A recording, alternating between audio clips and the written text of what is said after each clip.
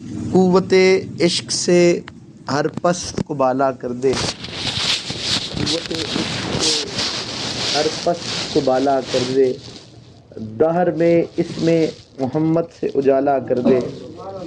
ہو نہ یہ پھول تو بلبل کا ترنم بھی نہ ہو، چمن دہر میں کلیوں کا تبسم بھی نہ ہو۔ نہ ہو یہ ساقی تو پھر میں بھی نہ ہو، خم بھی نہ ہو، بزم توحید بھی دنیا میں نہ ہو، تم بھی نہ ہو۔ خیمہ افلاک کا استادہ اسی نام سے ہے، نبض ہستی تپش آمادہ اسی نام سے ہے۔ کی محمد صلی اللہ علیہ وآلہ وسلم سے وفا تو نے تو ہم تیرے ہیں، یہ جہاں چیز ہے کیا لوح و قلم تیرے ہیں۔ میرے نہایت ہی واجب الاحترام، واجب القدر دوستو، میرے بھائیو، السلام علیکم ورحمۃ اللہ وبرکاتہ۔ آج یوم ولادت حضرت علامہ اقبال رحمۃ اللہ علیہ کی مناسبت سے یہ پروگرام رکھا گیا ہے، اور ہم حضرت علامہ اقبال رحمۃ اللہ علیہ کو خراج تحسین پیش کرنے کے لیے یہاں پر موجود ہیں۔ حضرت علامہ اقبال رحمۃ اللہ علیہ کا ایک شعر ہے جسے ہم مختلف بڑی شخصیات کے لیے بولتے ہیں، بڑے لوگوں کے لیے اس شعر کا انتخاب کرتے ہیں، لیکن اگر باریک بینی سے دیکھا جائے تو یہ شعر خود علامہ اقبال رحمۃ اللہ علیہ پر صادق آتا ہے کہ ہزاروں سال نرگس اپنی بے نوری پہ روتی ہے، ہزاروں سال نرگس اپنی بے نوری پہ روتی ہے، بڑی مشکل سے ہوتا ہے چمن میں دیدہ ور پیدا۔ تو حضرت علامہ اقبال رحمۃ اللہ علیہ وہی دیدہ ور ہے، اور آقا علیہ الصلوۃ والسلام کی بارگاہ کے بلبل ہیں، حضور علیہ الصلوۃ والسلام کی بارگاہ کے بلبل ہیں۔ یعنی علامہ اقبال رحمۃ اللہ علیہ پہ بڑی کرٹیک کچھ جانب سے ہوتی ہے، لیکن ایک پوری کتاب ایک لکھی گئی اقبال ممدوح عالم، یعنی حضرت علامہ اقبال رحمۃ اللہ علیہ کوئی ایسی شخصیت نہیں ہے جن کو خراج تحسین یا خراج عقیدت میں اور آپ پیش کر رہے ہیں۔ دنیا کے بڑے بڑے اسکالرز، ہر ملک میں ایسی بے شمار تنظیمیں ہیں، تحریکیں ہیں جو حضرت علامہ اقبال رحمۃ اللہ علیہ سے اپنی عقیدت و محبت کا اظہار کرتی ہیں، جس پر ہم آگے جا کر بات بھی کریں گے۔ صرف میں یہ بات عرض کرنا چاہتا ہوں کہ علامہ اقبال نے خود اپنے بارے میں ای فقیر باز آیت کے نہ آیت، دیگر دانائے راز آیت کے نہ آیت، بتا گئے کہ یہ فقیر پھر آئے یا نہ آئے، دیگر رازوں کا جاننے والا آئے یا نہ آئے۔ بتا گئے کہ میری جو ڈیوٹی ہے وہ تو اللہ اور اس کے رسول کا پیغام پہنچانے کی ہے، میرا انتخاب ہوا ہے بارگاہ رسالت مآب صلی اللہ علیہ وسلم میں۔ یعنی وہ یہ بات کہتے ہیں، نکلی تو لب اقبال سے ہے، نکلی تو لب اقبال سے ہے، پر جانے ہے کس کی صدا، نکلی تو لب اقبال سے ہے پر جانے ہے کس کی صدا، پیام سکون پہنچا بھی گئی، دل محفل کا تڑپا بھی گئی۔ تو وہ علامہ اقبال رحمۃ اللہ علیہ ایک ایسی شخصیت ہیں کہ جن کی ڈیوٹی حضور رسالت مآب صلی اللہ علیہ وسلم کی بارگاہ سے لگی۔ تو ناچیز سب سے پہلے ان کے ایک روحانی پہلو پر بات کرنا چاہوں گا کہ ان کی علمی خدمات، ان کی سیاسی خدمات، ان کی سماجی خدمات، ان کی معاشرتی خدمات، وہ تو ساری ایک طرف۔ ناچیز اپنی گفتگو کو 3 سے 4 حصوں میں ڈیوائڈ کرے گا۔ پہلا حصہ جو حضرت علامہ اقبال رحمۃ اللہ علیہ کی آقا علیہ السلام سے محبت تھی اور ان کا جو روحانی کردار ہے اس پر بات ہوگی۔ پھر دوسری کہ حضرت علامہ اقبال رحمۃ اللہ علیہ آپ کا قرآن سے کیسا گہرا تعلق تھا، اس پر بات ہوگی۔ تیسرے حصے میں کہ علامہ اقبال رحمۃ اللہ علیہ نے اس امت مسلمہ کے لیے جد و جہد کتنی کی، اس پر بات ہوگی۔ اور چوتھی بات یہ ہے کہ پوری دنیا کے اندر کتنی تحریکیں ہیں اور کتنے لوگ ہیں جو حضرت علامہ اقبال رحمۃ اللہ علیہ سے انسپائر ہوئے۔ تو آج ہماری گفتگو کے یہ 4 حصے ہوں گے جن پر ہم بات کریں۔ پہلی بات یہ ہے کہ حضرت علامہ اقبال رحمۃ اللہ علیہ کا روحانی مقام کیا ہے۔ تو بات یہ ہے کہ حضور رسالت مآب صلی اللہ علیہ وآلہ وسلم آپ کی یہ حدیث مبارکہ بڑی مشہور ہے جو صحیح بخاری کے اندر موجود ہے، اور یہ احادیث متواترہ میں سے ہے، یعنی تقریباً 50 سے زائد صحابہ نے اس حدیث کو روایت کیا عہد نبوی کے اندر۔ تو یہ وہ حدیث ہے کہ آقا علیہ السلام نے فرمایا کسی نے میری جانب اگر کوئی ایسی بات منسوب کی جو میں نے نہیں کہی، مفہوم حدیث ہے، تو وہ اپنا ٹھکانہ جہنم میں سمجھ لے۔ یعنی آقا علیہ السلام کی ذات اقدس سے منسوب کوئی بات بندہ اپنے سے نہیں کر سکتا۔ اگر حضور علیہ السلام کی ذات اقدس پہ کوئی بندہ جھوٹ باندھے تو حضور نے فرمایا کہ وہ اپنا ٹھکانہ کہاں سمجھے؟ جہنم میں سمجھے۔ تو یہ بات سمجھنے کی ہے کہ تخیل کے اندر، تصور کے اندر بھی حضور علیہ السلام کی ذات اقدس کی بارگاہ کی حضوری یا آپ سے منسوب بات نہیں، یہ ادنے سے ادنا مسلمان بھی یہ بات جانتے ہیں۔ حضرت علامہ اقبال رحمۃ اللہ علیہ نے بال جبریل میں، آپ کی جو شاعری کی کتاب ہے، اس میں ایک نظم ہے جس کا عنوان ہے حضور رسالت مآب میں۔ اس میں ایک ایسی بات آقا علیہ السلام سے منسوب کی ہے کہ بات یہ ہے کہ علامہ اقبال یہ بات تخیل میں نہیں کہتا، تخیل میں یہ بات ویسا ہوا ہے تو انہوں نے لکھا ہے، اگر ویسا نہ ہوا ہوتا تو وہ اسے لکھ نہیں، نہ لکھتے اس کو۔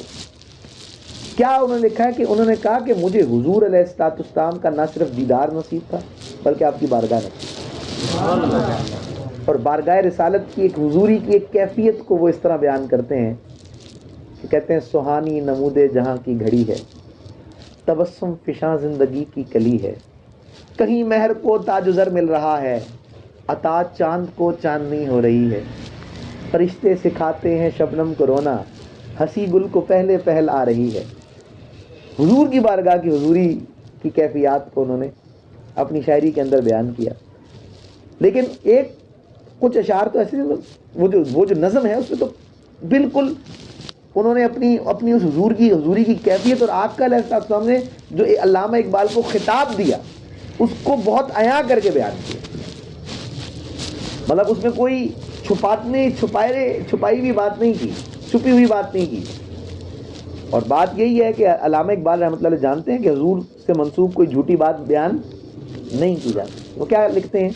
نظم کا عنوان کیا ہے؟ نظم کا عنوان ہے حضور رسالت مآب۔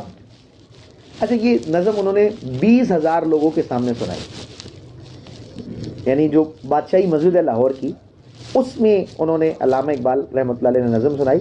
اور یہ نظم کا جو بیک گراؤنڈ ہے وہ یہ ہے کہ طرابلس میں، جیسے آج غزہ میں بمباری ہو رہی ہے اور غزہ میں شہادتیں ہو رہی ہیں اور ایک دل خون کے آنسو ہر مسلمان کا رو رہا ہے، اور ہم ایک ماتم کنا ہے کہ جو بڑے بڑے مسلم ممالک ہیں، وہ ان کے حکمران ہیں، وہ کچھ نہیں کر رہے، ایک عوام اپنی کیپیسٹی میں کیا کر سکتی ہے؟ یہاں پر تو مسلم حکمرانوں کو ایک غیرت مندانہ اپروچ کے ساتھ اسرائیل کے خلاف کھڑا ہونا چاہیے تھا، اس کی کوئی ایک پالیسی بنانی چاہیے تھی، کوئی نہ کوئی معاملہ کرنا چاہیے تھا۔ بالکل یہی سچویشن حضرت علامہ اقبال رحمۃ اللہ کے عہد میں طرابلس کی چل رہی تھی، اور طرابلس میں مسلمانوں کا گاجر مولی کی طرح مسلمانوں کو کاٹا جا رہا تھا، خون بہہ رہا تھا، اور آئے روز کوئی نہ کوئی واقعہ پتہ چلتا تھا۔ تو اس دور میں ہندوستان سے بھی جہاد کے حوالے سے لوگ، مطلب اس دور میں ایک خلافت عثمانیہ بہرحال اس کا فال نہیں ہوا تھا، اور کسی نہ کسی حد تک یہ ایک معاملہ تھا۔ تو کہتے ہیں کہ علامہ اقبال کی اس نظم کے بعد کئی لوگ طرابلس کے جہاد پہ چلے گئے، یعنی یہ وہ علامہ اقبال رحمۃ اللہ علیہ نے جس انداز میں اس نظم کو پیش کیا تو اس سے یہ سارا معاملہ پیش آیا۔ تو حضرت علامہ اقبال رحمۃ اللہ علیہ نے وہ جو نظم لکھی تو اس میں انہوں نے اور بھی اس کے ایک فاطمہ بنت فاطمہ ہے نامی ایک لڑکی ہے، وہ چھوٹی بچی ہے، وہ طرابلس کے شہیدوں کو پانی پلا رہی ہے، تو اس پر علامہ اقبال نے ایک پوری نظم لکھی۔ تو یہ نظموں کے ذریعے انہوں نے مسلمانوں کے دل کو جھنجھوڑا ہے کہ ان کے اندر وہ امت کی جو فکر ہے اس کو ڈیولپ کرنے کی کوشش حضرت علامہ اقبال نے کی ہے۔ تو یہاں پر بھی حضرت علامہ اقبال رحمۃ اللہ حضور کی بارگاہ کے اندر تحفہ کیا پیش کرتے ہیں، آپ اندازہ کریں، یعنی حضور کی امت کی کتنی فکر ہے۔ کہ امت مسلمہ گاجر مولی کی طرح کٹ رہی ہے اور ہمارا اس پہ اپروچ کیا ہے یا ہمارا اس پہ لا عمل کیا ہے. وہ حضرت علامہ اقبال نے نظم کو عنوان دیا حضور رسالت مآب میں.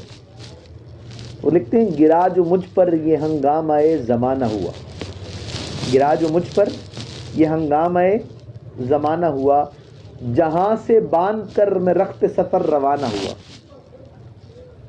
میں نیند کی وادیوں میں کھو گیا، سو گیا، فرشتے بزم رسالت میں لے گئے.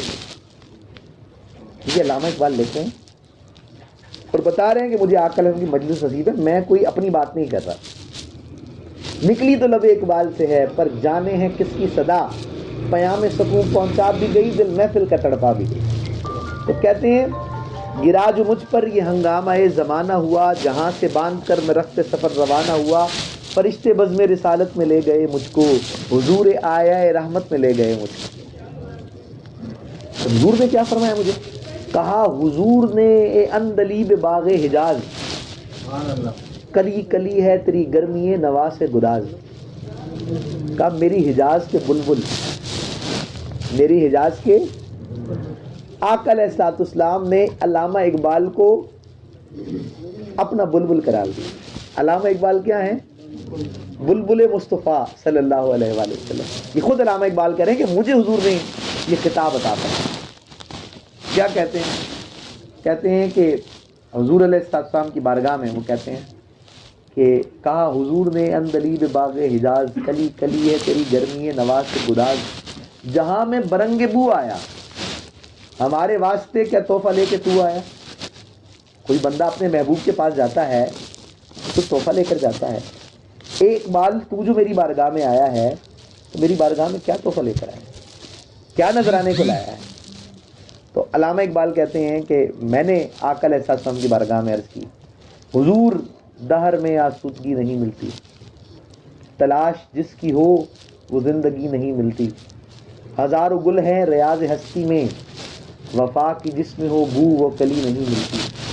مگر میں تحفے کو ایک آبگینہ لایا ہوں، جو شے اس میں ہے وہ جنت میں بھی نہیں ملتی. چھلکتی ہے امت کی آبرو اس میں، طرابلس کے شہیدوں کا ہے لہو. یعنی ان شہداء کا جو طرابلس کے اندر ہے، حضور کی بارگاہ میں وہ لہو پیش آپ نے کیا. تو کہنے کا مقصد یہ کہ یہ علامہ اقبال رحمۃ اللہ علیہ کا وہ روحانی مقام ہے، اور اس روحانی مقام کو علامہ اقبال رحمۃ اللہ علیہ نے مختلف جگہوں پر بیان کیا. علامہ اقبال رحمۃ اللہ علیہ نے ایک خط لکھا شیر میاں شرک پوری رحمۃ اللہ علیہ.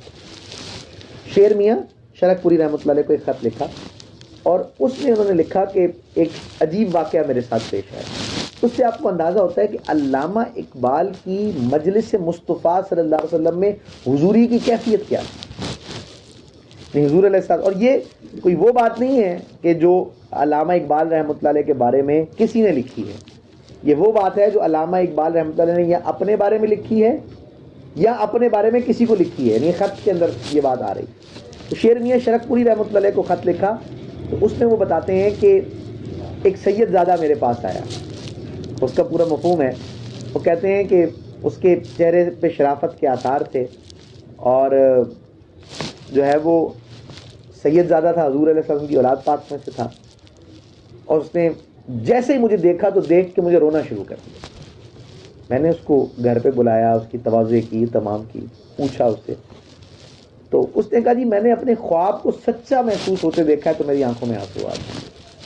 کہا جی کیا خواب کیا دیکھا؟ اس نے کہا جی میں آپ کو نہیں جانتا تھا، میں میرے جو استاد ہیں وہ آپ کو جانتے تھے، وہ آپ کو آپ کی تحریروں سے جانتے تھے. کہتے ہیں کہ میں نے خواب دیکھا کہ آقا علیہ السلام مسجد نبوی میں موجود ہیں، مسلح امامت پہ موجود ہیں، اور مسلح امامت پر آقا علیہ السلام نماز ابھی پڑھانا شروع نہیں کی. صحابہ کرام موجود ہیں، اہل ایمان موجود ہیں، اور آقا علیہ السلام باجماعت نماز شروع نہیں کر رہے. جب کافی وقت گزرا اور آپ نماز شروع نہیں کر رہے تو آپ نے پیچھے مڑ کے فرمایا اقبال نہیں آیا. تو آپ فرماتے ہیں کہ بھائی علامہ اقبال رحمۃ اللہ علیہ آئے اور ٹھیک آپ کے مسلح امامت کے پیچھے آپ کھڑے ہوئے اور آپ نے نماز شروع کی. پیچھے کھڑے ہوئے اور نماز شروع کی اور کہتے ہیں کہ میں آپ کو جانتا نہیں تھا، میں نے اپنا یہ خواب جو ہے وہ اپنے استاد کو سنایا، وہ آپ کو آپ کی تحریروں سے جانتے تھے، تو تحریروں سے جانتے تھے، تو میں نے ان سے ایڈریس دیا اور میں آپ کے پاس آ گیا ہوں۔ معاملہ یہ ہے کہ خواب میں نے جس کیفیت میں آپ کو دیکھا تھا، آپ اسی کیفیت کے اندر اور اسی صورت میں مجھے ملے ہیں، مجھے اپنا خواب سچا دیکھتے ہوئے میرے آنکھوں میں آتے ہیں۔ اور یہ وہ خط ہے جو علامہ اقبال نے خود شعر میاں شرف پوری رحمۃ اللہ کو لکھا۔ اچھا، اب علامہ اقبال رحمۃ اللہ کے بارے میں بہت سے لوگ بہت سی باتیں کرتے ہیں، بڑی بڑی باتیں ہوتی ہیں کہ علامہ اقبال نے ہر کسی کو خوش کی، کوئی کہتا ہے علامہ اقبال شرابی تھا، یعنی ایک بڑی فنڈنگ کی جاتی ہے علامہ اقبال کی شخصیت کو مسخ کرنے کے لیے۔ کوئی لوگ کہتے تھے علامہ اقبال بادشاہوں کی شان میں لکھتا تھا، ملکہ وکٹوریہ کے اوپر یہ لکھ دیا، کوئی بندہ کیا کہتا ہے، کوئی کیا کہتا ہے۔ ایک بڑی فنڈنگ ہوتی ہے کہ اقبال کی جو محبت ہے وہ ان کے وجودوں سے نکال دیں، کیونکہ علامہ اقبال نے قرآن کی محبت دی، عشق رسول کی بات کی۔ اب وہ شعر مشہور شعر ہے کہ یہ فاقہ کش مسلم جو موت سے ڈرتا نہیں ذرا، روح محمد اس کے بدن سے نکال دو۔ یعنی شیطان اپنی مجلس شورا میں کہہ رہا ہے، اپنے چیلوں سے کہہ رہا ہے کہ مسلمانوں کو کیسے گمراہ کرنا ہے۔ لا کر برہمنوں کو سیاست کے پیچ میں، زناریوں کو کوہ دمن سے نکال دو۔ افغانیوں کی غیرت دین کا ہے علاج، ملا کو ان کے کوہ دمن سے نکال دو۔ فکر عرب کو دیکھ کے فرنگی تخیلات، حجاز اسلام کو حجاز و یمن سے نکال دو۔ یہ فاقہ کش مسلم جو موت سے ڈرتا نہیں ذرا، روح محمد ان کے بدن سے نکال دو صلی اللہ علیہ وسلم۔ آخری شعر کیا ہے؟ شیطان اپنے چیلوں سے کیا کہتا ہے؟ شیطان اپنے چیلوں سے یہ کہتا ہے کہ اقبال کے نفس میں ہے لالے کی آگ تیز۔ شیطان اپنے چیلوں سے کیا کہتا ہے؟ شیطان اپنے چیلوں سے کہتا ہے کہ اقبال کے نفس میں ہے لالے کی آگ تیز، ایسے غزل سرا کو چمن سے نکال دو۔ یعنی وہ یہ بات کہہ رہے ہیں کہ یہ اقبال، شیطان اپنے چیلوں سے کہہ رہا ہے کہ علامہ اقبال کو سوسائٹی میں پنپنے نہیں دینا، یہ قرآن کی محبت کی بات کرتا ہے، یہ عشق رسول کی بات کرتا ہے۔ تو وہ کہتے ہیں اقبال کے نفس میں ہے لالے کی آگ تیز، ایسے غزل سرا کو چمن سے نکال دو۔ بڑی بیرونی فنڈنگ ہوتی ہیں جو حضرت علامہ اقبال رحمۃ اللہ کے بارے میں کی جاتی ہے۔ آپ سے کوئی بھی علامہ اقبال رحمۃ اللہ علیہ کے بارے میں کچھ اس طرح کی بات کرے تو ایک شعر ایسا ہے جس میں علامہ اقبال رحمۃ اللہ علیہ کا دعویٰ ایسا ہے جو کوئی نہیں کر سکتا، بڑے سے بڑا عالم نہیں کر سکتا، اور یہ دعویٰ صرف وہ بندہ کر سکتا ہے کہ جسے حضور علیہ الصلوۃ والسلام کی بارگاہ کی نہ صرف حضوری نصیب ہو، اور جس کو تیقن کی حد تک یقین ہو کہ وہ اللہ اور اس کے رسول کی بارگاہ میں حضوری رکھتا ہے۔ اس کے علاوہ یہ دعویٰ کوئی بھی نہیں کر سکتا۔ آپ ان سے پوچھیں جو علامہ اقبال رحمۃ اللہ علیہ پہ تنقید کرتے ہیں کہ کیا آپ یہ دعویٰ کر سکتے ہیں جو علامہ اقبال کو اپنی ڈیوٹی پر اتنا یقین تھا کہ انہوں نے بڑی دلیری کے ساتھ وہ دعویٰ کیا ہے، لیکن اس کے علاوہ اگر کوئی بندہ ہے تو وہ اس کو بولو یہ دعویٰ کر کے دکھائے، کوئی بھی وہ دعویٰ کرنے کو تیار نہیں ہوگا۔ علامہ اقبال کے بارے میں یہ بات آئی، یہ انگریزوں کے ایجنٹ ہیں، یہ وہاں سے پڑھ کر آئے ہیں، اور بہت ساری باتیں کہی گئی، فتوے لگے، کفر کے فتوے لگے، لیکن علامہ اقبال رحمۃ اللہ علیہ نے کیا کہا؟ وہ کہتے ہیں یہ اتفاق مبارک ہو مومنوں کے لیے، یہ اتفاق مبارک ہو مومنوں کے لیے کہ یک زباں ہیں فقیہان حرم میرے خلاف۔ ویسے ان کی کسی سے بنتی ہے یا نہیں بنتی، لیکن میرے خلاف سب یہ ایک ہو جاتے ہیں۔ یعنی جب علامہ اقبال کے بارے میں کہا گیا کہ یہ انگریزوں کے ایجنٹ ہیں، بہت سے فتوے لگے، تب علامہ اقبال نے ایک ایسا دعویٰ کیا جو نہ میں کر سکتا ہوں نہ آپ کر سکتے ہیں، بڑے بڑے علماء یہ دعویٰ نہیں کر سکتے۔ کیا کہا علامہ اقبال رحمۃ اللہ نے کہ گر دلم ما آئینہ بے جوہرس، یا رسول اللہ صلی اللہ علیہ وسلم، اگر میں انگریز کا ایجنٹ ہوں اور میرے سینے میں کوئی جوہر نہیں ہے، میرے اندر کوئی خزانہ نہیں ہے، گر دلم ما جوہر بے جوہرس، گر دلم ما آئینہ بے جوہرس، گر بحرفم غیر قرآن مزمرس، اگر میں نے ایک حرف بھی قرآن کے علاوہ لکھا ہے، قرآن اور عشق رسول کے علاوہ اگر میں نے کوئی ایک بات بھی لکھی ہے، گر دلم ما آئینہ بے جوہرس، گر بحرفم غیر قرآن مزمرس، تو یا رسول اللہ آپ کو اجازت ہے، اگر میرے اندر کوئی خباثت ہے، اگر میرے اندر کوئی نفاق ہے، تو یا رسول اللہ میں آپ کی بارگاہ میں عرض کرتا ہوں کو کہ میرے جو اندر کی خباثت اگر کوئی ہے تو اسے ظاہر کر دو۔ گر دلم ما آئینہ بے جوہرس، گر بحرفم غیر قرآن مزمرس، پردہ ناموس فقرم چاک کن، کی خیابہ راز زارم پاک کن۔ پھر کیا کریں اگر میں یا اللہ آپ کی بات نہیں کر رہا, یا رسول اللہ آپ کی بات نہیں کر رہا, تو کیا پھر اس گلشن سے اس کانٹے کو باہر نکال کر پھینکو؟ پھر تو میں کانٹا ہوا نا, پھر تو منافقت ہوئی مجھ میں. یہ دعویٰ کرنا بہت بڑی, اور جو اگلا دعویٰ ہے وہ اور بڑا ہے. روح کانپ جاتی ہے, انسان کے رونگٹے کھڑے ہو جاتے ہیں کہ کوئی بندہ بھی یہ دعویٰ نہیں کر سکتا. اور علامہ اقبال نے بھی اس سے اگلے شعر میں ہاتھ جوڑ لیے کہ اگر آپ کی بات ہو رہی ہے یا رسول اللہ, آپ کے دین کی بات میں کر رہا ہوں, تو پھر مجھ پر رحم کیجیے گا. کیا کہتے ہیں وہ؟ کہتے ہیں ای خیابہ راز زارم پاک کن. پھر کیا کریں وہ؟ کہتے ہیں روز محشر خوار رسوا کن مرا, روز محشر خوار رسوا کن مرا, بے نصیب از وہ سائے پاکن مرا. کہ یا رسول اللہ اگر میں آپ کی بات نہیں کر رہا, میں دین کی بات نہیں کر رہا, اور اگر میں کوئی ایجنٹ ہوں, کوئی ایسی بات ہے, تو کیا کریں؟ کل قیامت کے دن, محشر کے دن مجھے ذلیل و رسوا کر کے اپنی بارگاہ سے نکال دیجیے, اور مجھے اپنی قدم بوسی سے محروم کر دیجیے گا, اپنی شفاعت سے محروم. دعویٰ کر سکتا ہے اقبال نے دعویٰ کیا. لیکن اقبال پھر اس سے اگلے شعر میں کہتے ہیں کہ یا رسول اللہ اگر میں نے آپ کی بات کی, آپ تو جانتے ہیں, اور اگر میں نے قرآن کی بات کی ہے, اس کے رسول کی بات کی ہے, دین کے نفاذ کی بات کی ہے, تو پھر مجھے اپنی بارگاہ کے اندر قبول رکھیں. یعنی یہ آپ اندازہ کریں کہ حضرت علامہ اقبال رحمۃ اللہ علیہ کہ وہ کیا مقام تھا حضور علیہ السلام کی بارگاہ میں. پھر آپ دیکھیں کہ حضرت علامہ اقبال رحمۃ اللہ علیہ, ان سے یہ سوال کیا کہ علامہ اقبال کو, یعنی ایک میں نے آپ کو بتایا پوری کتاب لکھی گئی ہے اقبال ممدوح عالم, پوری دنیا علامہ اقبال رحمۃ اللہ علیہ کے شہر میں گرفتار تھی. اور کہتے ہیں کہ 1936 کے اندر, 1936 کے اندر حضرت علامہ اقبال رحمۃ اللہ علیہ کے 1000 مقامات پر ان کی سالگرہ منائی گئی. بہت کم لوگ ہوتے ہیں جن کی زندگی میں انہیں ایکنالج کیا جاتا ہے. 1000 مقامات پر علامہ اقبال کی سالگرہ منائی گئی پوری دنیا میں. یہ کوئی سوشل میڈیا کا دور نہیں تھا, ترتیب نہیں تھی, یعنی جدھر اقبال تقریر کر رہے ہوں اور 1 کروڑ لوگ سن رہے ہوں, 5 کروڑ لوگ سن رہے ہوں. لیکن علامہ اقبال نے خود پر اتنی محنت کی تھی. اور علامہ اقبال, میں وہ آپ سرچ کروں گا, ہم صرف ایک شاعر کی حیثیت سے انہیں دیکھتے ہیں. حضرت علامہ اقبال کمال ایک وجود, یعنی جس کو وہ جو شعر کہا جاتا ہے نا, وہ اقبال پر ہی صادق آتا ہے کہ ہزاروں سال نرگس اپنی بے نوری پہ روتی ہے, بڑی مشکل سے ہوتا ہے چمن میں دیدہ ور پیدا.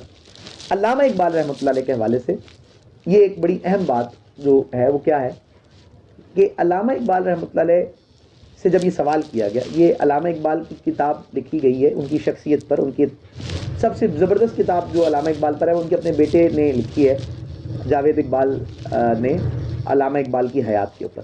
ایک اور کتاب ہے جو علامہ اقبال کے عزیز تھے نذیر صوفی, انہوں نے ایک کتاب لکھی اقبال درون خانہ. اس کی 2 جلدوں میں کتاب چھپی. اس میں علامہ اقبال کے رشتہ داروں کی باتیں ہیں. علامہ اقبال کی زوجہ نے ان کے بارے میں کیا کہا, ان کے اور رشتہ داروں نے کیا کہا, اور ان کی اور بھی دوستوں نے کیا کہا, ان کی اس طرح کی بایوگرافی ہے. تو اس میں کسی نے علامہ اقبال سے سوال کیا کہ علامہ اقبال صاحب, اور یہ جو ہے وہ نذیر صوفی صاحب نے اس کو روایت کیا, وہ کہتے ہیں سوال کیا کہ علامہ اقبال صاحب اتنی اللہ نے شان دے دیا.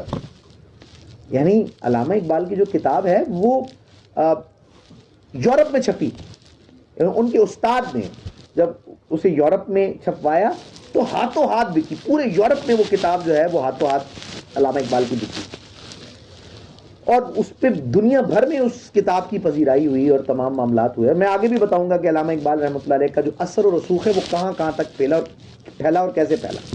تو انہیں کوشچن یہ کیا, اور علامہ اقبال کو جب پتہ چلا کہ پورے یورپ میں یہ پذیرائی ہوئی ہے تو علامہ اقبال رحمۃ اللہ علیہ کی آنکھوں میں آنسو آ گئے. انہوں نے کہا کہ جس قوم کے لیے میں نے یہ اتنی قیمتی کتاب لکھی, اس نے تو اس کو پڑھنا تک گوارا نہیں کیا اور غیر اس سے استفادہ کر رہے ہیں. تو آپ اندازہ کریں کہ علامہ اقبال کو یہ, لیکن پوچھا گیا, سوال کیا گیا کہ علامہ اقبال صاحب اتنی اللہ نے آپ کو شان سے نوازا اور اتنی عزتوں سے نوازا, اس کے پیچھے راز کیا ہے؟ تو علامہ اقبال رحمۃ اللہ نے فرمایا وہ راز کوئی بڑا راز نہیں ہے. وہ کہتے ہیں یہ کام جو میں کرتا ہوں وہ تم بھی کر لو تو تمہیں بھی اللہ تعالیٰ یہ شان عطا کر دے. وہ کہتے ہیں وہ کیا ہے؟ وہ کہتے ہیں میں نے اپنی پوری زندگی میں 1 کروڑ مرتبہ آقا علیہ السلام پہ درود و سلام پڑھا. کتنی دفعہ؟ 1 کروڑ مرتبہ آقا علیہ السلام کی ذات پر درود و سلام پڑھا. تم بھی پڑھ لو, اللہ تعالیٰ تمہیں بھی یہ شان عطا کر دے. کوئی بڑی بات تو نہیں.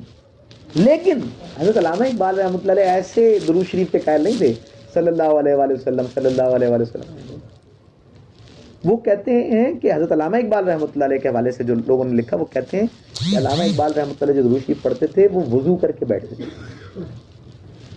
اور روضہ رسول صلی اللہ علیہ وسلم کا تصور کر کے کہ وہ روضہ رسول صلی اللہ علیہ وسلم پہ موجود ہے، اور وہاں آقا علیہ السلام پہ درود و سلام ایسے پڑھ رہے ہیں کہ آقا علیہ السلام روضہ رسول میں وہ درود شریف سن رہے ہیں،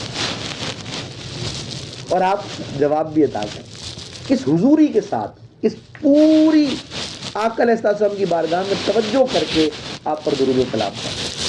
اور آپ کو اس کو کبھی اکیلے بیٹھ کر اس کیفیت میں درود شریف پڑھ کے دیکھیں، آپ کی ایک کیفیت یہ عجیب ہو جائے گی، ایک معاملہ ہو جائے گا. تو علامہ اقبال رحمۃ اللہ علیہ ان کی تو پوری تعلیمات کا خلاصہ کیا ہے؟ وہ آقا علیہ السلام کا عشق ہے، آقا علیہ السلام کی محبت. اور دوسرے حصے میں علامہ اقبال رحمۃ اللہ علیہ کی جو اہم بات ہے وہ علامہ اقبال رحمۃ اللہ علیہ کی قرآن سے محبت ہے. یعنی علامہ اقبال رحمۃ اللہ علیہ کا پورا قرآن، پورا کلام جو ہے وہ قرآن کی شرح ہے، پورا کلام قرآن مجید کی شرح ہے. یعنی علامہ اقبال رحمۃ اللہ علیہ نے لکھی قرآن کی شرح. ان کی زندگی کے اندر کچھ فیزز تھے جو بدلے، یعنی پہلے جو ابتدائی شاعری ہے اس کے اندر کچھ وطنیت کا تصور ملتا ہے. پھر یعنی وہ کیا کہتے ہیں؟ وہ کہتے ہیں مجھ پر فیضان کس کا ہے. حضرت علامہ اقبال رحمۃ اللہ بڑا برملا کہتے ہیں، وہ کہتے ہیں مجھے جو فیضان نصیب ہوا ہے وہ آقا علیہ السلام کی بارگاہ سے نصیب ہوا ہے اور مولا علی کرم اللہ وجہ سے نصیب ہوا. کلیئر بات علامہ اقبال نے لکھی. یعنی جب وہ یورپ میں رہے تو وہ کیا کہتے ہیں؟ خیرہ نہ کر سکا مجھے جلوہ دانش فرنگ. یعنی وہ جس ماحول کے اندر رہے ہیں، یعنی اس پانی میں گرچہ تھی شمشیر کی تیزی، نہ چھوٹے مجھ سے لندن میں بھی آداب سحر خیزی. لندن میں بھی میں نے نماز نہیں چھوڑی، فجر کی نماز میں نے نہیں چھوڑی. وہ لندن کی آب و ہوا جس پہ شمشیر سی تیزی ہے، لیکن وہاں پر بھی میں نے شریعت کو چھوڑا نہیں ہے. اور کہا مجھے خیرہ نہ کر سکا جلوہ دانش فرنگ. جو پوری یورپ کی ایک چمکتی دنیا ہے اس نے مجھے میرے وجود پر کوئی اثرات مرتب نہیں کر سکے. وجہ کیا ہے؟ وہ کہتے ہیں سرما ہے میری آنکھ کا خاک مدینہ و نجد. میری آنکھ کا سرما آقا علیہ السلام کے مزار سے لیا گیا ہے، اور میری آنکھ کا سرما مولا علی کرم اللہ وجہہ کی مزار سے.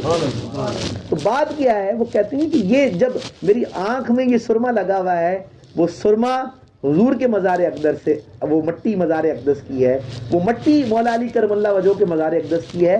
تو کہتے ہیں کہ یہ آنکھ پھر غیر کی طرف کیسے اٹھ سکتی ہے؟ یہ آنکھ جو ہے وہ کسی اور جلوے سے کیسے متاثر ہو سکتی ہے؟ یہ علامہ اقبال رحمۃ اللہ علیہ، آپ ان کی پوری شاعری کو، اب مسئلہ یہ ہے کہ ہم پڑھتے نہیں. آپ علامہ اقبال کا کوئی بھی شعر اٹھائیں، آپ اس کو اگر آپ کا ڈیپ مطالعہ ہوگا تو آپ کو سمجھ آ جائے گا یہ اس آیت کی شرح ہے. مثال کے طور پر قرآن مجید میں اللہ تعالیٰ نے فرمایا، جیسے اللہ تعالیٰ کو قرآن مجید میں فرماتا ہے، وہ جو آیت ہے کہ میری نمازیں میرے روزے کس کے لیے؟ اللہ کے لیے. یعنی قرآن مجید کی وہ آیت کا مفہوم ہے. تو اس کو علامہ اقبال نے جب اپنی شاعری میں ڈالا تو کیسے ڈالا؟ وہ کہتے ہیں میری زندگی کا مقصد تیرے دین کی سرفرازی، میں اسی لیے مسلمان، میں اسی لیے نمازی. وہی قرآن مجید کی آیت ہے کہ اللہ تعالیٰ اس قوم کی حالت نہیں بدلتا جو اپنی حالت خود نہیں بدلتا. اسی آیت کو علامہ اقبال نے شاعری میں کہا تو خدا نے آج تک اس قوم کی حالت نہیں بدلی، نہ ہو جس کو خیال آپ اپنی حالت کے بدلنے کا. اسی طریقے سے آپ دیگر آیات کریمہ، یہی اسی آیت کی شرح ہے. افراد کے ہاتھوں میں ہے اقوام کی تقدیر، ہر فرد ہے ملت کے مقدر کا ستارہ. تو بات یہ ہے کہ جتنے بھی اشعار ہیں یہ سارے کے سارے وہ علامہ اقبال رحمۃ اللہ، جب آپ اس کو ڈیپتھ کے اندر دیکھتے ہیں تو ان کی اردو شاعری میں اور فارسی شاعری میں وہ کہتے ہیں گر تو می خواہی مسلمہ زیستن نیست ممکن جز بقرآن زیستن. اگر تو ایک پکا اور سچا مسلمان بننا چاہتا ہے تو قرآن مجید پر عمل کیے بغیر تو پکا سچا مسلمان نہیں بن سکتا. وہ کہتے ہیں قرآن کو فوکس کرو. قرآن مجید جو ہے وہ اتحاد کی علامت ہے. احادیث کی کتابوں میں ہو سکتا ہے فرق ہو، لیکن قرآن مجید ایک نقطہ اتحاد ہے. لیکن وہ کہتے ہیں کہ کیسے ہو سکتا ہے کہ ایک زندہ کتاب اللہ نے تمہیں دی اور اس کے اندر پوری کائنات کا علم رکھ دیا. یعنی قرآن مجید میں یہ دعویٰ ہے کہ کوئی خوش چیز ایسی نہیں، کوئی تر چیز ایسی نہیں جو ہم نے قرآن میں نہ لکھ دی ہو، لیکن ہم نے وہ زمانے میں معزز تھے مسلمہ ہو کر، تم خوار ہوئے تارے کے قرآن ہو۔ یہی علامہ اقبال نے کہا کوئی کتنا ہی گوہر نایاب ہو مگر ہوتا ہے سنگ ریزہ جاہل کے ہاتھ میں۔ قرآن ایک کتاب ہے اسرار و سرمدی، لیکن ہے آج ملت غافل کے ہاتھ میں۔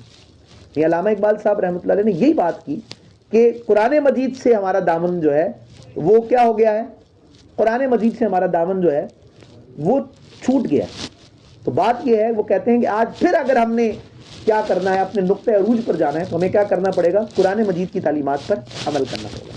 تو اب ناچیز گفتگو کے اگلے حصے پر بات کر رہا ہے، اور یہ آخری حصہ ہے، وہ یہ ہے کہ علامہ اقبال رحمۃ اللہ علیہ کو اللہ تعالیٰ نے بہت شان عطا کی، لیکن اقبال کی جو شخصیت کے اندر جو ایک سب سے بڑا پہلو ہے جو میں ایک شعر کے اندر بتا رہا ہوں، وہ ہے اسٹرگل۔ وہ کیا ہے؟ اسٹرگل، حرکت کا اصول۔ دین ہو یا دنیا ہو، دین ہو یا دنیا ہو، اگر آپ کے اندر اسٹرگل موجود ہے نا تو اللہ تعالیٰ آپ کو ترقی عطا کرے۔ یعنی وہ آپ دیکھیں نا قرآن مجید کی جو یہ آیت ہے، اس کی علامہ اقبال نے شرح کی کہ سستی نہ کرو، غم نہ کرو، یقیناً تم ہی غالب آؤ گے اگر تم مومن ہو۔ اب اس میں ایک تو اللہ پہ یقین کی بات ہے، اگر تم مومن ہو، اور دوسری بات کیا ہے کہ سستی نہ کرو، سستی نہ کرو، غم نہ کرو، اللہ پہ یقین رکھو۔ یعنی اللہ تعالیٰ نے ادھر دو باتیں بیان فرمائی ہے کہ اگر تم اہل ایمان ہو اور مجھ پر یقین رکھنے والے ہو تو کوئی غم نہیں کرو کہ پتہ نہیں کیا ہوگا۔ سب اختیار کس کے ہاتھ میں ہے؟ اللہ کے ہاتھ میں ہے۔ اور جب تم اللہ کی غلامی میں آ جاؤ، رسول اللہ کی غلامی میں آ جاؤ، تو پھر کوئی چیز ناممکن رہ سکتی ہے؟ ہمت کرے انسان تو کیا ہو نہیں سکتا، وہ کون سا معمہ ہے جو حل ہو نہیں سکتا؟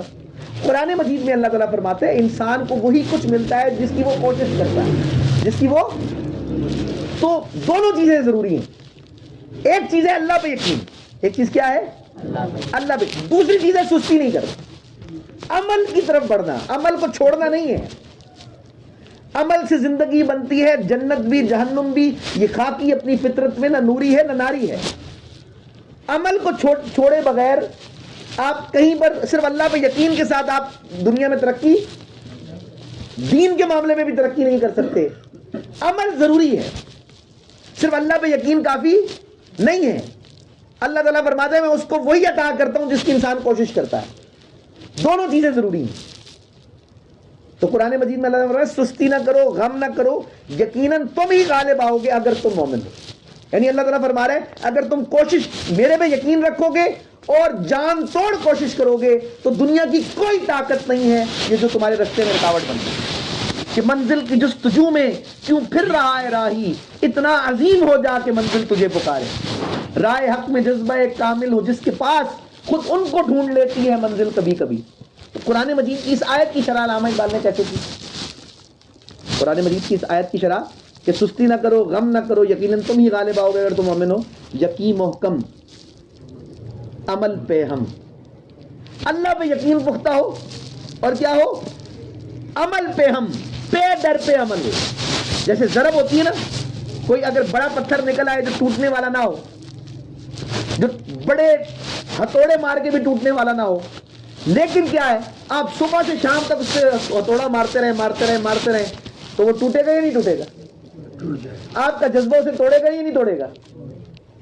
آپ کی مسلسل محنت اس میں شگاف پیدا کرے گی نہیں پیدا کرے گی؟ قطرہ قطرہ بھی ہو تو دریا بن جاتا ہے، مٹھی مٹھی بھی پہاڑ بن جاتا ہے، تو یہ کیسے ہو سکتا ہے؟ کہتے ہیں لیکن پہلی چیز جو ہے وہ کیا ہے؟ اللہ پہ یقین، یقین محکم، عمل پہ ہم، محبت فاتح عالم، جہاد زندگانی میں یہ ہے مردوں کی شمشیریں۔ تو پہلی چیز یاد رکھیے گا، علامہ اقبال نے ادھر حرکت کا اصول بیان کیا ہے۔ تقدیر پہ چھوڑ دینے سے معاملات نہیں ہو سکتے، تقدیر پہ چھوڑ دینے سے معاملات نہیں ہو سکتے۔ علامہ اقبال نے کہا خبر نہیں کہ کیا ہے، خبر نہیں کہ کیا ہے خدا فریبی کہ خود فریبی، خبر نہیں کہ کیا ہے خود اللہ کو دھوکہ دے رہے ہو یا اپنے آپ کو دھوکہ دے رہے ہو؟ اصل میں تو اپنے آپ کو ہی دھوکہ دے رہے ہو۔ خبر نہیں کہ کیا ہے اب یہ جو دلیل تم لے کر آتے ہو، اور مسلمانوں نے یہی معاملہ کیا، تقدیر کے اوپر اللہ کی مرضی تھی ہم ذلیل ہو رہے ہیں. بھائی اللہ تعالیٰ کسی کو ذلیل نہیں کرتا، اللہ تعالیٰ کسی کو ذلیل نہیں کرتا، کسی کی محنت پر آئے گا نہیں کرتا. جو محنت کرتا ہے اللہ تعالیٰ وہ اسے دے کے چھوڑتا ہے، اللہ تعالیٰ عطا کرتا ہے. لیکن یاد رکھیں اللہ اس کو عطا کرتا ہے جو محنت کے اصول پہ چلتا ہے. اسٹرگل جو کرتا ہے اللہ تعالیٰ کسی قوم کو، چاہے وہ غیر مسلم قوم کی نہ ہو، اگر کوئی ایک قوم اپنے اندر اسٹرگل لے کر آتی ہے تو اس کا پورا پورا حصہ اسے ملتا ہے. تاریخ اس بات کی شاہد ہے.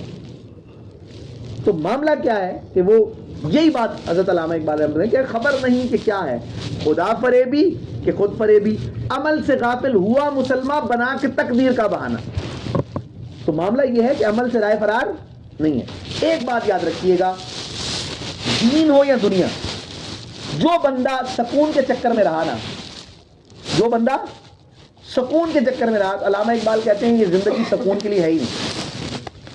یہ زندگی سکون کے لیے آرام اتنا ہی ہے جتنا نیند آپ کر لیتے ہیں. یہ سستانے کے لیے، یہ نیند کس لیے؟ نیند ہی جو ہے وہ کتنی ہے؟ نیند کس لیے؟ نیند صرف اتنی ہے کہ آپ تھوڑا سا سکون کر لیں.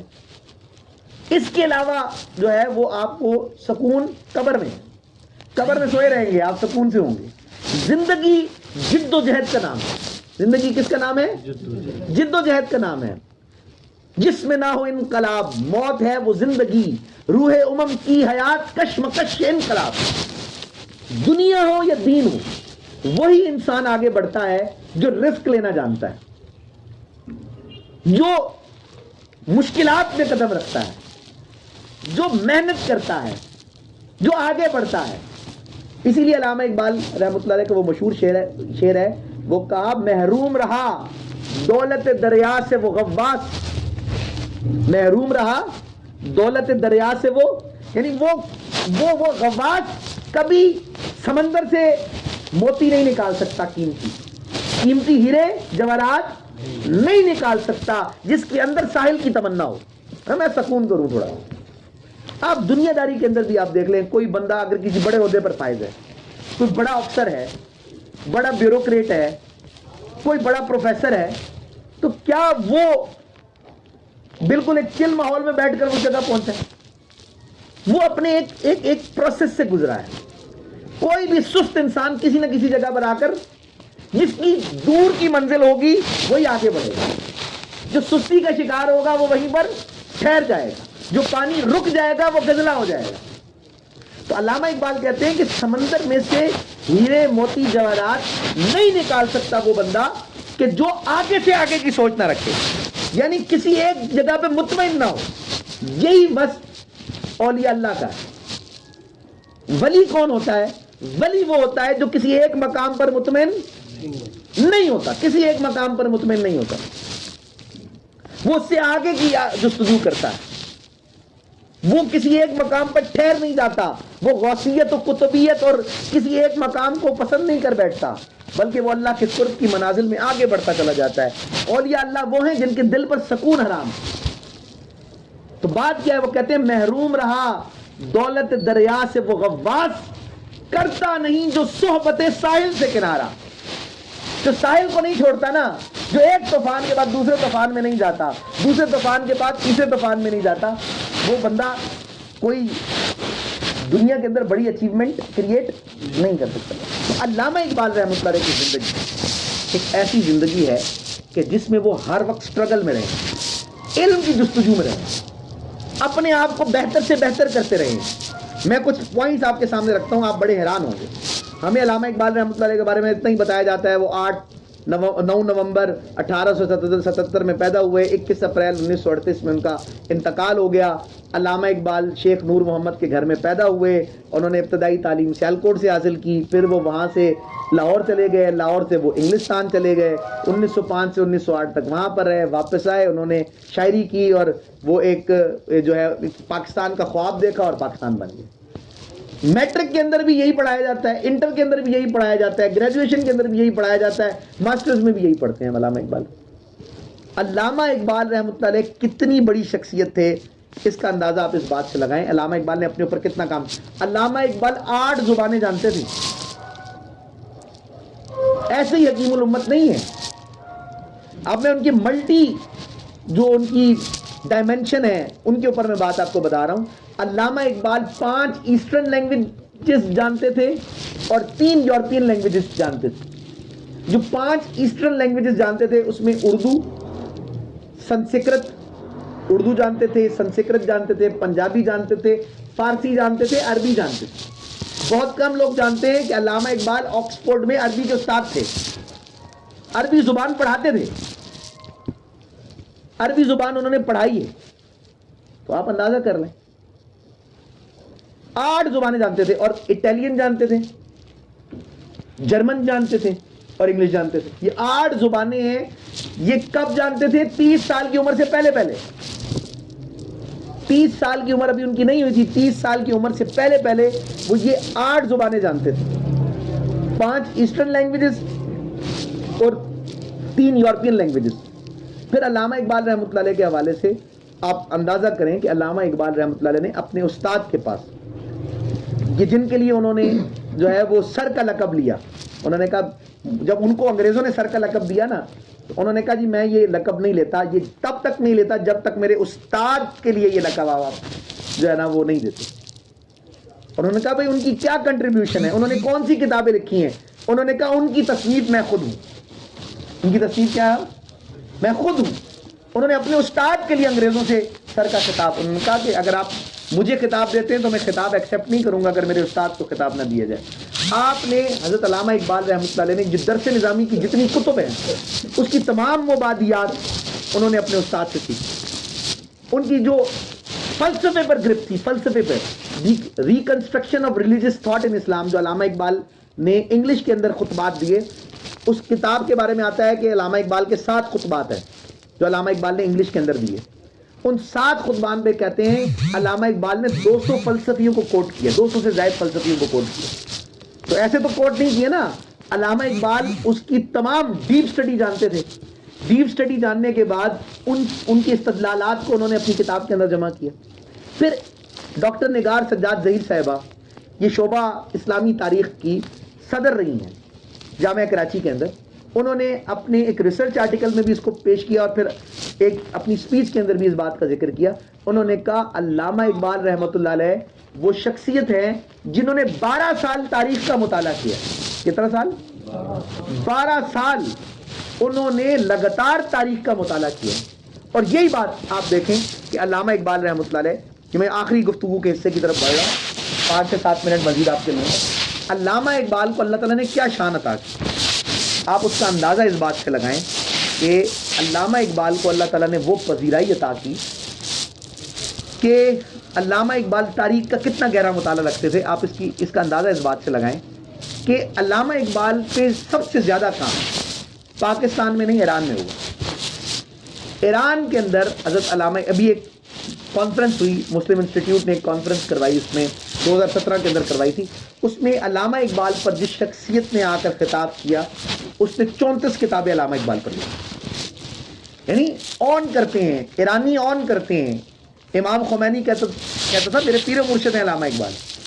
یعنی ایران کی جو ریولیوشن ہے وہ کہتے ہیں کہ ہم نے اقبال سے سیکھی ہے، ہم اقبال نے ہمیں حریت کا جذبہ سکھایا، ورنہ تو ہم امام مہدی علیہ السلام کے انتظار میں بیٹھے رہتے.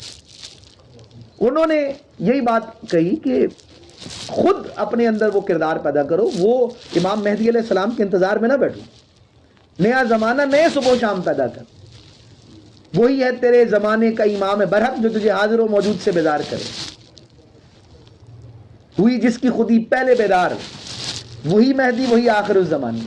تو بات کیا ہے کہ وہ علامہ اقبال نے جب وہ بات کی، کوئی امام خمینی کی اسپیچ ایسی نہیں ہے کہ جس کے اندر انہوں نے علامہ اقبال کی کوئی ایک سنگل سٹیٹمنٹ، کوئی ایک شعر نہ پڑھا ہو. معاملہ کیا ہوا، علی شریعتی جو ڈاکٹر علی شریعتی امام خمینی کے ساتھ تھے، تو جگہ جگہ علامہ اقبال پہ پروگرام کرتے تھے. ایک شیعہ کھڑا ہو گیا، اس نے کہا علامہ اقبال سنی تھا، ہم شیعہ ہیں، ہم کیوں اقبال کو سنیں، ہم کیوں اقبال، آپ جگہ جاتے ہیں وہاں اقبال پر پروگرام کرتے ہیں، یہاں کرتے. اقبال سنی تھا، اس کے سارے نظریات اہل سنت والے تھے، تو کیوں آپ علامہ اقبال کو اتنا پریز کرتے ہیں؟ کون ہے اقبال آپ کی نظر میں؟ اس نے کہا آپ مجھ سے پوچھتے ہیں کہ اقبال کون ہے، میں کہتا ہوں 1400 سالہ اسلامی تاریخ کا نچوڑ ہے اقبال۔ یہ ڈاکٹر علی شریعتی کا آفیشیل سٹیٹمنٹ تھا علامہ اقبال رحمۃ اللہ علیہ کے بارے میں۔ اور صرف یہاں نہیں، مصر کے اندر ایک پوری تنظیم ہے جو اپنے آپ کو درویشان اقبال کہتی ہے، کہتی ہے ہم اقبال کے درویش ہیں۔ مصر کے اندر، عرب کے اندر، وہاں ان کی جو مشہور گلوکارہ ہیں جو سب سے، اس نے جواب شکوہ جواب شکوہ کو عربی میں گایا ہے، اور اسی کے گانے کی وجہ سے عرب کے اندر شکوہ جواب شکوہ کی بڑی پذیرائی ان کے وہاں پر آئی۔ یعنی پورا جو عرب دنیا ہے وہ بھی علامہ اقبال رحمۃ اللہ علیہ کے کلام کو پڑھتی، سنتی اور اس سے استفادہ کرتی ہے۔ یعنی آپ اندازہ کریں کہ جرمنی کے اندر وہ ایک پوری سٹریٹ ہے جو علامہ اقبال رحمۃ اللہ علیہ کے نام پر ہے۔ آپ ٹرکی کے اندر جائیں تو ٹرکی کے اندر علامہ اقبال، حضرت مولانا روم رحمۃ اللہ علیہ کے مزار کے باہر، حضرت مولانا روم رحمۃ اللہ علیہ کے مزار کے باہر جو ہے وہ علامہ اقبال کا علامتی مزار بنایا ہے ٹرکی۔ یعنی جہاں رومی کا مزار ہے کہتے ہیں یہ مرشد رومی ہے، یہ مرید ہندی ہے، باہر جو ہے وہ حضرت علامہ اقبال رحمۃ اللہ علیہ کا مزار ہے۔ تو اسی طریقے سے آپ حضرت علامہ اقبال رحمۃ اللہ علیہ کی دیکھیں تو تاجک افغانستان کا انقلاب کس پر آیا؟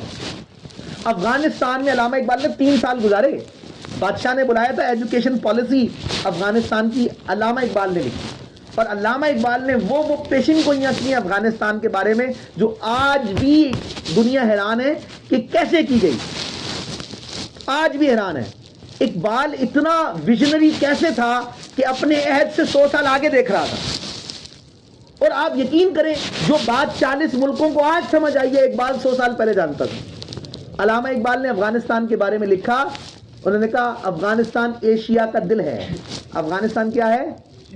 ایشیا کا دل ہے۔ ای فساد او فساد آسیا، ای قصاد او قصاد آسیا۔ وہ کہتے ہیں افغانستان ایشیا کا دل ہے، اگر یہاں امن ہوگا پورے ایشیا میں امن ہوگا، اور اگر یہاں پر آگ لگی تو پورا ایشیا اس آگ میں جلے گا۔ 2010 میں 40 ملکوں نے جب کانفرنس کی افغانستان کے اوپر، تو 40 ملکوں نے افغانستان کو ہارٹ آف ایشیا کا خطاب دیا، جو آج سے 100 سال پہلے علامہ اقبال افغانستان کو دے چکے تھے۔ اور آپ دیکھیں پاکستان کے اوپر جب افغانستان میں آگ بھڑکتی ہے، پاکستان اس آگ کی لپیٹ میں آتا ہے، پاکستان اس دہشت گردی کی لپیٹ میں آتا ہے، اور جیسے جیسے افغانستان میں امن ہوتا ہے آپ کو نظر آتا ہے کہ پورے ایشیا میں امن ہو جاتا ہے۔ تو یہ علامہ اقبال کا ویژن تھا۔ صرف علامہ اقبال نے یہ بات نہیں کی تھی، علامہ اقبال نے اس ٹائم UNO بننے جا رہی تھی، علامہ اقبال نے اس ٹائم کہہ دیا تھا، انہوں نے کہا یہ UNO سے کچھ بھی نہیں ہوگا، دنیا کے لوگ اس سے جو ہے وہ وابستہ لے کر بیٹھے تھے امیدیں، لیکن علامہ اقبال نے کہا نہ UNO سے کچھ ہوگا نہ برطانیہ سے کچھ ہوگا، اصل میں طاقت کا منبع کدھر ہے، کون ہے جو اصل میں اسلام کے خلاف ہے؟ تو علامہ اقبال نے بالکل کلیئر الفاظ میں کہا تھا تیرا علاج نہ لندن میں ہے نہ جنیوا میں ہے۔ تو سمجھتا ہے برطانیہ کر رہا ہے سب کچھ؟ برطانیہ کچھ نہیں ہے، تیرا علاج نہ لندن میں ہے نہ جنیوا میں ہے۔ UNO کا جو صدر مقام ہے وہ جنیوا کے اندر ہے، وہ کہتے ہیں تیرا علاج نہ لندن میں ہے۔ تو سمجھتا ہے برطانیہ پیچھے ہے؟ برطانیہ پلان کر رہا ہے، تو برطانیہ میں اتنی ہمت نہیں ہے کہ وہ پلان کر سکے۔ پورے یورپ کو کون کنٹرول کر رہا ہے؟ وہ کہتے ہیں نہ تجھے برطانیہ سے کوئی، لندن سے کوئی فیور مل سکتی ہے، اور نہ ہی تمہیں کوئی فیور جنیوا سے مل سکتی ہے۔ وہ کہتے ہیں تیرا علاج نہ لندن میں ہے نہ جنیوا میں ہے، یورپ کی رگے جا پنجہ یہود میں ہے۔ یہ فری میسونک لابی ہے جو پوری دنیا کے ورلڈ آرڈر کو کنٹرول کر رہی ہے۔ برطانیہ کے اندر روح کس کی ہے؟ یہودیوں کی روح بیٹھی ہوئی ہے، اور پھر وہ روح نکل کے امریکہ کے اندر آ جاتی ہے۔ امریکہ میں 3% جیوز ہیں جو ان کی 70 to 80% ان کا ریونیو جنریٹ کرتی ہے۔ کیسے اس کے خلاف وہ کوئی کام کر سکتے ہیں؟ کیسے ترتیب ہو سکتی ہے؟ تو آپ اندازہ کریں کہ علامہ اقبال اتنے ویژنری تھے کہ انہوں نے رشیا کو مخاطب ہو کر کہا اپنی فائز کی شاعری میں، انہوں نے کہا، رشیا کو مخاطب ہو کر کہا اپنا جو الائنس ہے وہ مشرقی ممالک کے ساتھ بنانا۔ کلیئر سٹیٹمنٹ ہے علامہ اقبال کی، اپنا مشرقی الائنس کس کے ساتھ بنانا؟ مشرقی ممالک کے ساتھ، مغرب کے ساتھ اپنے تعلق کو نہیں، تمہارا نیچرل الائنس بھی ایشیا کے ساتھ بنتا ہے۔ لیکن رشیا کو یہ بات، اور کہا اگر تم نے یہ نہ کیا تو تم ٹوٹ جاؤ گے، بکھر جاؤ گے۔ رشیا نے اس کو نہ سمجھا, سپریمیسی کے چکر میں مغرب کے ساتھ پنگے بڑھائیں, نتیجہ وہی ہوا جو علامہ اقبال نے کہا, یو ایس ایس آر چھوٹا سا رشیا رہ گیا, ٹوٹ کے کس حد تک آ گیا. یہ کیا, کس نے پیشن گوئی کی ہے؟ بالکل ملت روسیہ سے خطاب کیا تھا علامہ اقبال, ویژن دیکھ.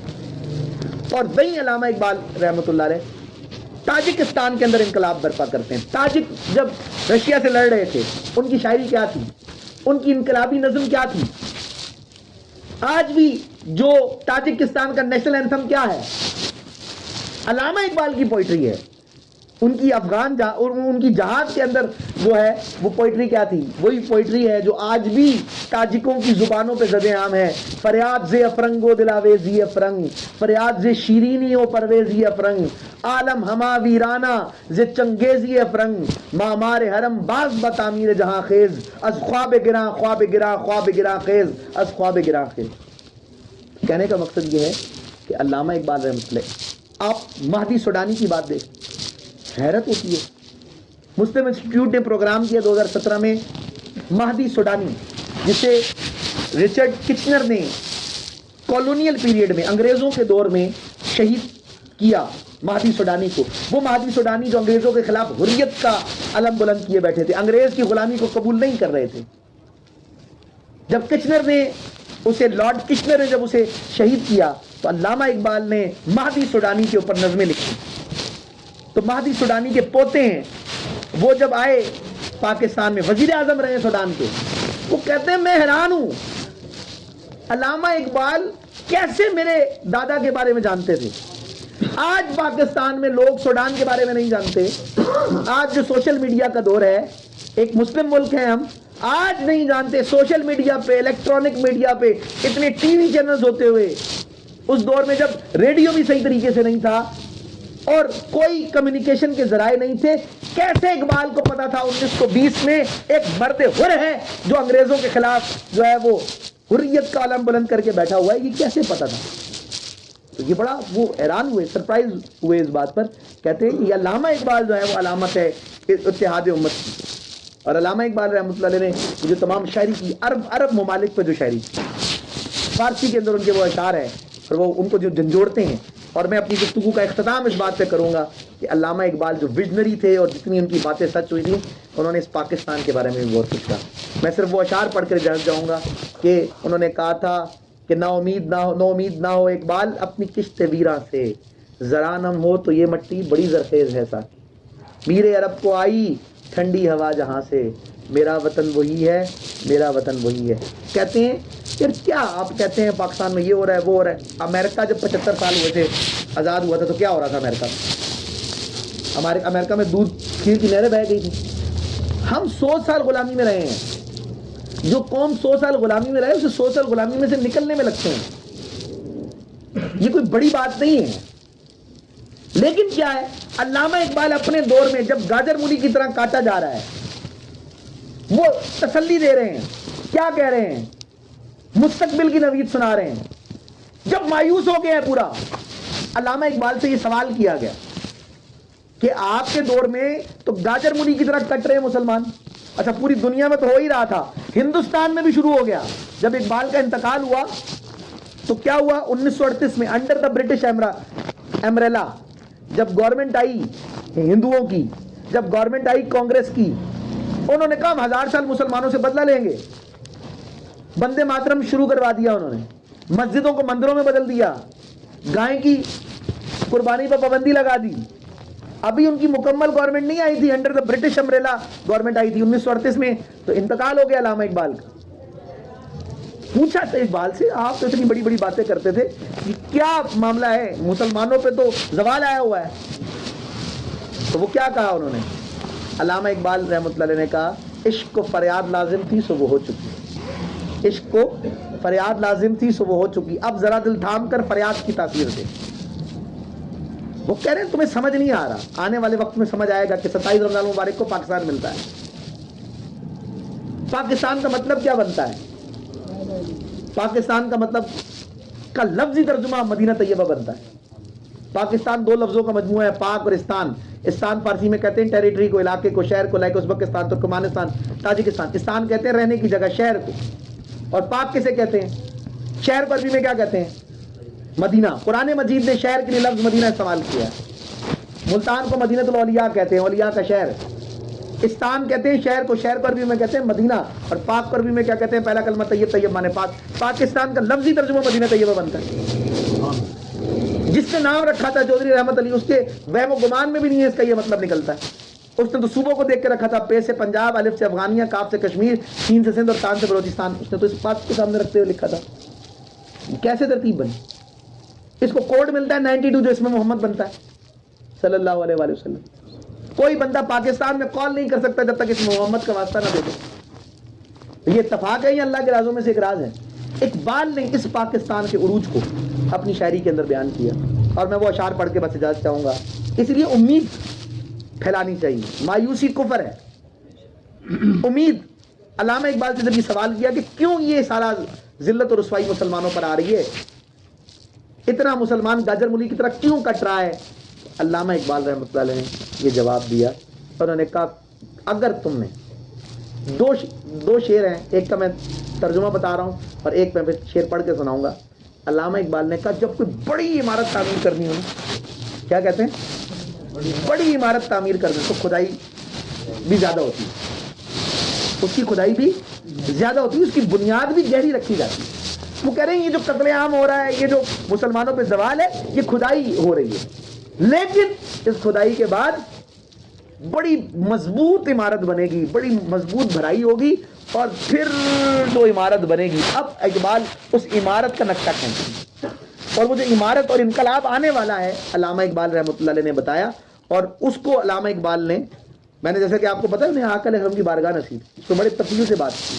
تو وہ کیا ہمیں اس امت کو وہ ایک یقین کی دولت دیتے ہیں. وہ کہتے ہیں کہ اب وہ کیا کہتے ہیں اس خطے کے بارے میں بات کرتے ہوئے, کیا کہتے ہیں, وہ سارے اشعار پڑھ کے بس میں اجازت لے رہا ہوں. کہتے ہیں کھول آنکھ, زمین دیکھ, فلک دیکھ, فضا دیکھ, مشرق سے ابھرتے ہوئے سورج کو ذرا دیکھ. وہ یہ کہتے ہیں کہ تم دیکھ رہے ہو نا, اندھیرا چھایا ہوا ہے. دیکھیں آج بھی ایسے ہی حالات, اندھیرا چھایا ہوا ہے, لوگ کہتے ہیں کچھ نظر نہیں آ رہا, لیکن ایسے موقع پر مایوسی پھیلانے والی بات نہیں. اقبال نے اس پر ایک بات کہی, علامہ اقبال رحمۃ اللہ نے اس پر ایک بات کہی. وہ کہتے ہیں, کیا بات کرتے ہیں علامہ اقبال رحمۃ اللہ یہاں پر؟ وہ کہتے ہیں کہ وہ ان کو بڑا مشہور شعر ہے کہ وہ کہتے ہیں کہ یہ جو اندھیرا چھا گیا نا, یہ کس کی نشانی ہے؟ دلیل صبح روشن ہے, دلیل صبح روشن ہے, ستاروں کی تنک تابی. یہ ستارے مان پڑ رہے ہیں نا, اندھیرا انتہاؤں پہ کالا ہو گیا ہے, کچھ نظر نہیں آ رہا. یہ ستارے بھی مان پڑ گئے ہیں, اندھیرا اپنی نقطہ عروج پر پہنچ گیا ہے. وہ کہتے ہیں کہ اس سے گھبراؤ مت, ظلم انتہاؤں پہ پہنچ گیا نا. ظلم جب حد سے بڑھتا ہے تو مٹ جاتا ہے. ہر چیز اپنی انتہا پر پہنچتی ہے تو ختم ہو جاتی ہے, انتہا سے تو آگے نہیں بڑھ سکتی نا. تو ظلم جب اپنی انتہاؤں کو کراس کرتا ہے تو اس کا مطلب یہ ہے کہ ظلم ختم ہونے والا ہے. علامہ اقبال کہہ رہے ہیں یہ جو قتل عام ہو رہا ہے, یہ جو کھدائی ہو رہی ہے, ایک بڑی عمارت تعمیر ہونی ہے, یہ جو اندھیرا چھا گیا ہے. اب دیکھیں مثالیں دیکھیں علامہ اقبال کی کہ وہ مثالیں کیسے دے رہے ہیں. دلیل صبح روشن ہے, ستاروں کی تو نقطہ بھی, یہ ستارے مان پڑ رہے ہیں. وہ کہتے ہیں افق سے آفتاب ابھرا گیا دورے گرا کر. وہ کہتے ہیں یہ جو اندھیرا چھا گیا اس کا مطلب ہے سورج نکلنے والا. سورج کیا ہوا ہے؟ تو وہ اب اشعار میں آپ کے سامنے پڑھتا ہوں. علامہ اقبال نے اس پاکستان کے بارے میں, اس خطے کے بارے میں کہا. علامہ اقبال نے کہا آنکھ جو دیکھتی ہے لب پہ آ سکتا نہیں, محو حیرت ہوں کہ دنیا کیا سے کیا ہو جائے گی. وہ کہتے ہیں, کیا اشعار لکھتے ہیں, وہ کہتے ہیں کہ مشرق سے ابھرتے ہوئے سورج کی جبیں پر, مشرق سے ابھرتے ہوئے مرقوم ہے تیرا نام کچھ ہو کے رہے گا, تیرا نام لکھا ہو. کہتے ہیں شب گریزہ ہوگی آخر جلوائے خورشید سے, یہ چمن معمور ہوگا نغمہ توحید سے. یہ چمن, اس خطے کی بات کی گئی جس پاکستان کا وہ تصور پیش کر رہے تھے. اور پھر وہ کیا کہتے ہیں, وہ ان اشعار کے ساتھ اس بات کو واضح کرتے ہیں حضرت علامہ اقبال. عطا کہہ رہے ہیں جو آنے والا انقلاب ہے وہ کیسا ہوگا, عطا مومن کو پھر درگاہ حق سے ہونے والا ہے. اللہ تعالیٰ مستقبل کے مومن کو یہ دینے والا ہے. کیا کیا؟ شکوہ ترکمانی, ذہن ہندی, نطق عرب. یعنی کہتے ہیں جب مسلمانوں کا انقلاب آیا تو عربوں کے بعد فصاحت و بلاغت تھی، اس پہ ملکہ تھا، شجاعت بھی تھی لیکن فصاحت و بلاغت پہ ملکہ تھا۔ جب ترکوں کا انقلاب آیا تو ترک جاہ و جلال ان کی اللہ تعالیٰ نے شان و شوکت بڑی رکھی تھی، وہ کہتے ہیں جب ہند سے معاملہ ہوا تو یہ ذہن ہندی مشہور تھا، لیکن جو آنے والا انقلاب ہے اس میں یہ تینوں باتیں جمع ہو جائیں گی، اس میں کیا ہوگا؟ تینوں باتیں جمع ہو جائیں گی۔ وہ کہتے ہیں عطا مومن کو پھر درگاہ حق سے ہونے والا ہے شکوہ ترکمانی ذہن ہندی نقطۂ عربی۔ اور پھر وہ کیا کہتے ہیں؟ کریں گے اہل نظر تازہ بستیاں آباد، کریں گے اہل نظر تازہ بستیاں، فیوچر کی بات کر رہے ہیں، کریں گے اہل نظر تازہ بستیاں آباد، نہیں ہے میری نظر سوئے کوفہ و بغداد۔ میں کوفہ اور بغداد کی بات نہیں کر رہا بھائی، وہ کوئی اور شہر ہوں گے جو آباد ہوں گے، کسی اور کی بات کر رہا ہوں۔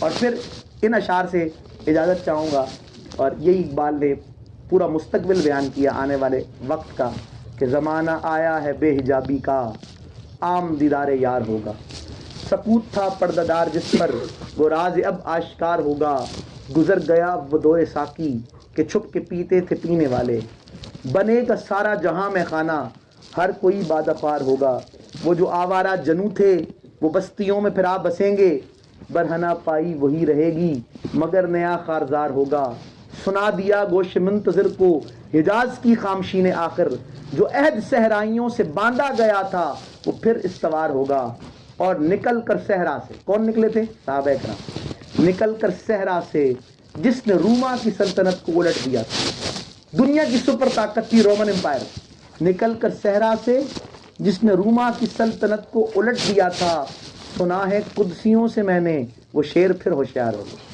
وما علینا الا البلاغ المبین۔